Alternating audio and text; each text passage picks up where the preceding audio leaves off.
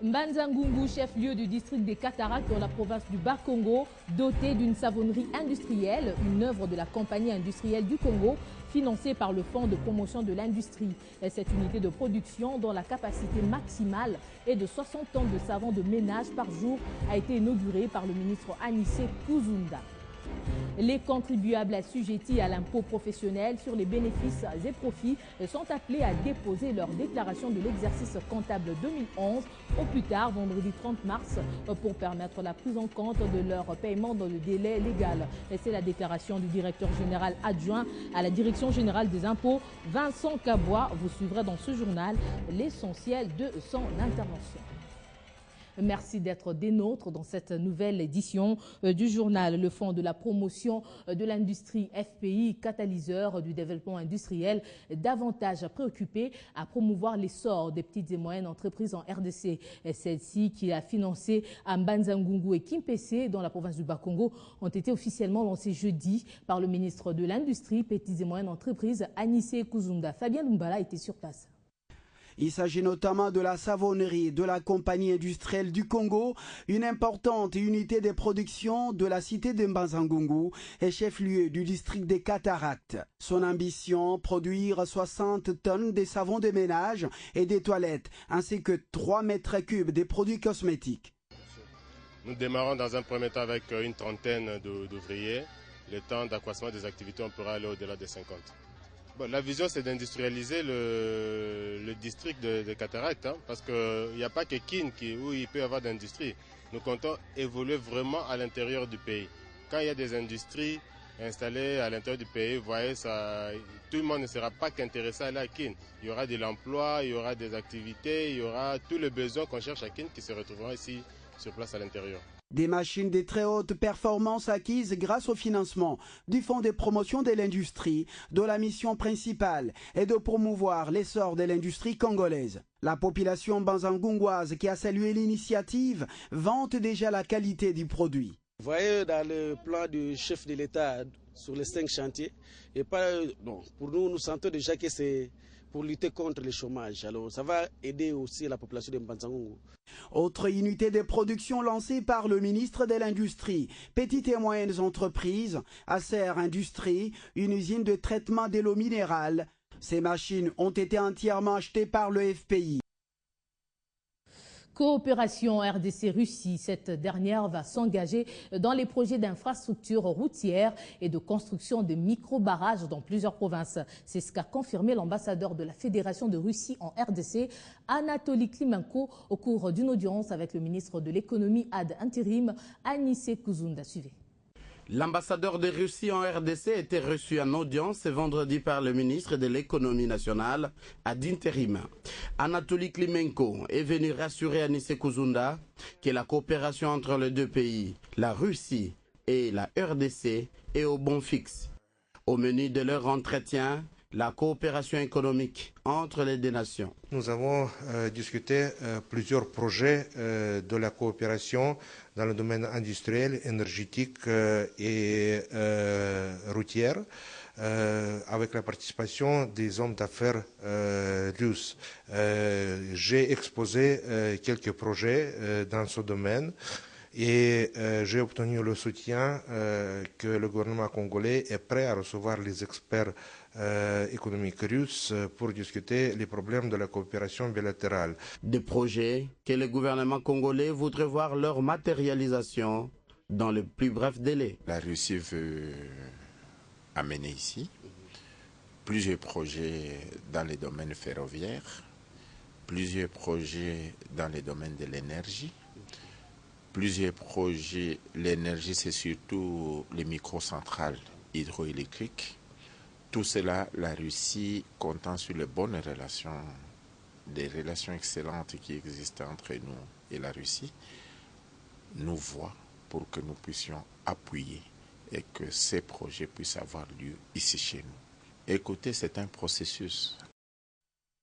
Les contribuables assujettis à l'impôt professionnel et sur les bénéfices et profits appelés à déposer leur déclaration de l'exercice comptable 2011 au plus tard vendredi 30 mars 2012 pour permettre la prise en compte de leur paiement dans le délai légal. Le directeur général adjoint à la Direction générale des impôts, Vincent Cabois, l'a indiqué ce samedi dans notre édition de 13h. Écoutez ici l'essentiel de son intervention.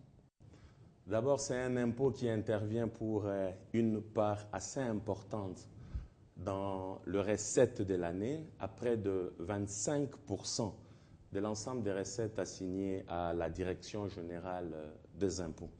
Et puis, nous voulons aussi sensibiliser les contribuables, c'est par rapport à toutes les conséquences que la non-souscription d'une déclaration entraîne, notamment l'imposition d'office qui est chargée des pénalités d'assiette à raison qu'à 50% de l'impôt qu'on aurait dû déclarer si cela n'a pas été fait dans le délai légal. Et si c'est un cas de récidive, les pénalités atteignent le 100%. C'est ainsi que nous avions pensé qu'il était temps d'en informer les contribuables et d'attirer leur attention par rapport à cette échéance. Si les déclarations ne sont pas déposées à la date fixée, l'administration fiscale vous adresse une mise en demeure de déclarer. Et par cette lettre, l'administration vous dit simplement de venir déposer votre déclaration.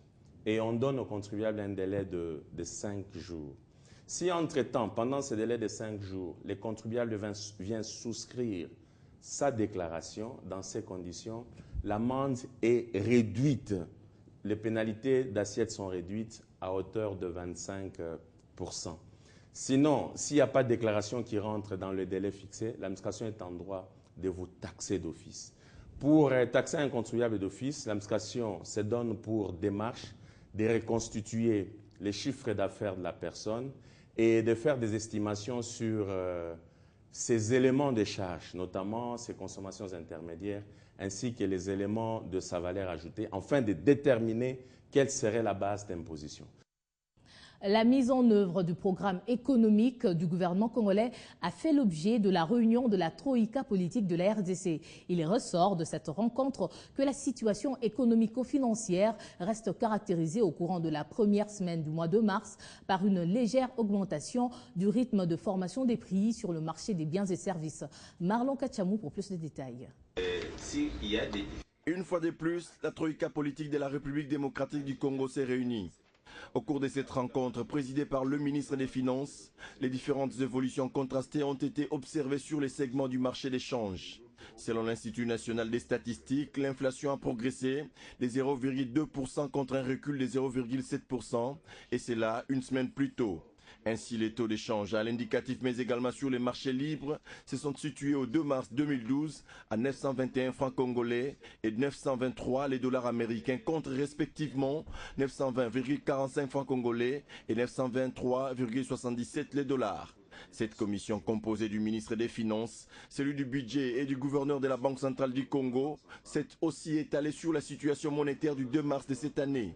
À ces jours, les réserves internationales de la République démocratique du Congo se sont situées à 1,233,4 milliards de dollars américains, soit 6,9 semaines d'importation des biens et services. Toujours au cours de cette même journée, une autre rencontre a eu lieu dans l'objectif d'évaluer les différentes recettes réalisées par les services mobilisateurs des recettes. Les régies financières que compte la République démocratique du Congo, à savoir la DGDA, la DGI et la DGRAD, ont été interpellées sur la nécessité de rester loyales en l'endroit du pays et de poser des actions au profit de la nation.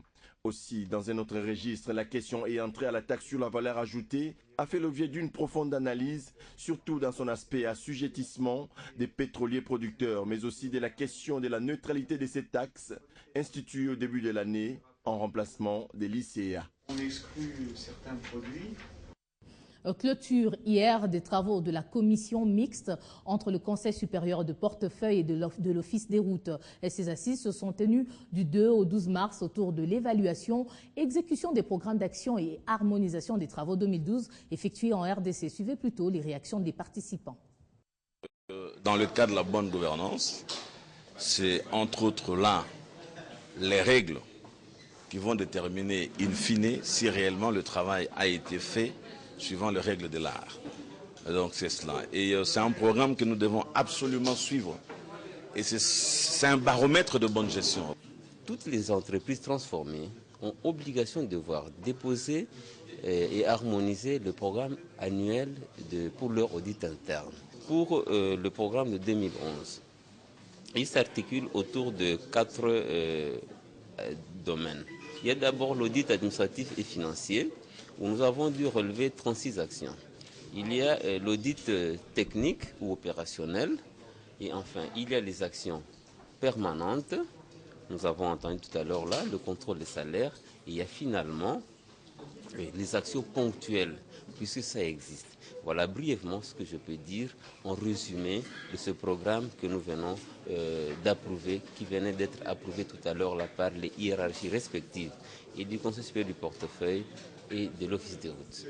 Et sachez également que la communauté Mbala a remercié le gouvernement congolais pour avoir permis aux musées nationaux, par son directeur général, de récupérer le buste de celle qu'elle considère comme leur reine. Pour cette communauté qui a visité ce buste, remis il y a quelques mois par le gouvernement autrichien, et cet acte revêt d'une importance capitale car il fait revivre et incite le peuple Mbala, qui est reparti presque sur toute l'étendue de la RDC, à retrouver son identité et son histoire.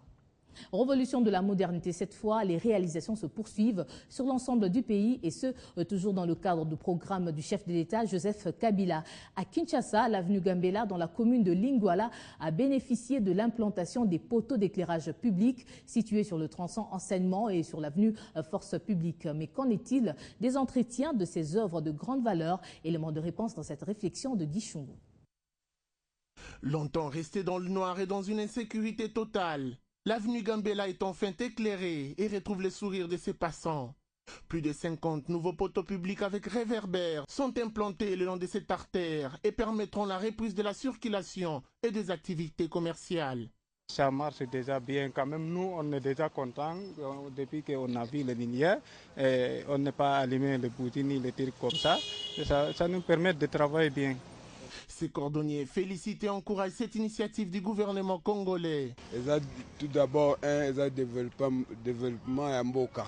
Et c'est trop ce que vous allez que poto bachango sous partout et ça les logos moko ya bien. Éclairer est une chose, mais en assurer l'entretien en est une autre. Un peu plus loin, sur le boulevard du 30 juin, un constat amer. Les feux tricolores censés assurer la fluidité du trafic routier sont en rade. À ces jours, plusieurs cas d'accidents sont déjà enregistrés. Les piétons, eux, s'en plaignent énormément. Mais maintenant que ça ne fonctionne plus, je crois que maintenant les risques est double parce que déjà, quand la signalisation fonctionnait et c'était un problème et que maintenant il n'y a plus, là franchement, vous voyez comme par exemple présentement, là il y a des gens qui traversent, les véhicules ne savent pas quand est-ce qu'ils font s'arrêter.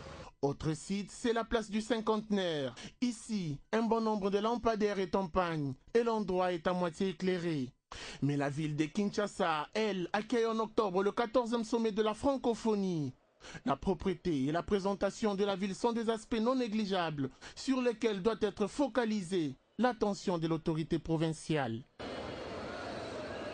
Du sport, sachez que du 24 au 25 mars prochain, la ville de Kinshasa abritera la première édition du challenge dénommé Jacques Roche, une compétition qui connaîtra la participation de 5 disciplines sportives olympiques. L'annonce de cette compétition a été faite ce samedi par le 3e vice-président de la Ligue de taekwondo de Kinshasa. C'était à l'Alliance belgo-congolaise à Gombe de Doumbala. Cette séance d'entraînement des taekwondo in cadet et minime de Kinshasa s'inscrit dans la perspective de la préparation du challenge Jacques Roche, actuel président du comité international olympique. Parmi les 5 disciplines sportives retenues pour ces tournois, on note le handball, le tennis de table, l'athlétisme, le volleyball ainsi que le taekwondo. Nous préparons pour le week-end à venir le championnat des minimes et cadets dans le cadre du challenge Jacques Roche, avec le CIO, la fédération et la Ligue de Kinshasa. Vous savez, depuis le week-end passé, il y a eu le lancement des activités sportives pour le taekwondo.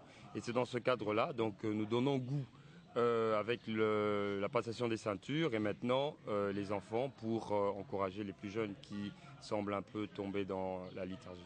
Prévue dans la capitale congolaise en fin de mois de mars, cette compétition qui est à sa première édition se veut une opportunité pour les athlètes kinois de faire découvrir leur talent. Il n'y a donc aucun doute quant à la tenue effective de cette joute. Nous sommes en train de travailler